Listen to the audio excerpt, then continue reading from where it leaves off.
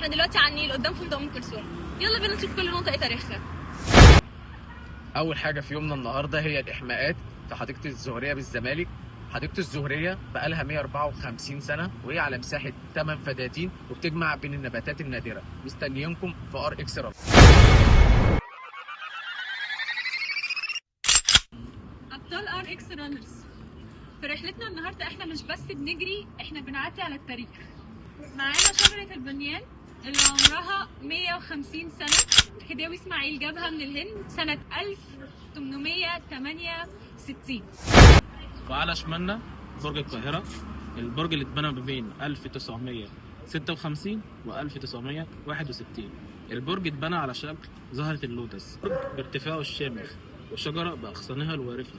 كل واحد فيهم بيحكي قصة صمود، وكده احنا.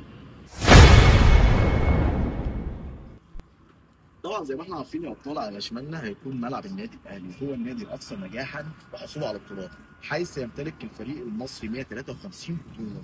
وطور هذا الملعب حتى اصبح ملعب مختار التتش، وانشئ اول فريق كره قدم عام 1911.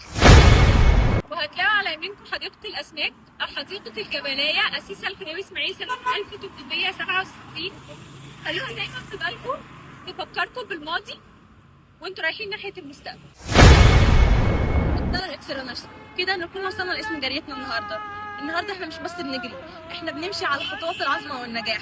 على شمالنا هيقابلنا اسم جريتنا النهارده، وهو اسم يحمل عمق الموسيقى التاريخ المصري الاصيل، ام كلثوم، كوكب الشرق وسيده الغناء العربي. ولدت في الدقهليه عام 1904.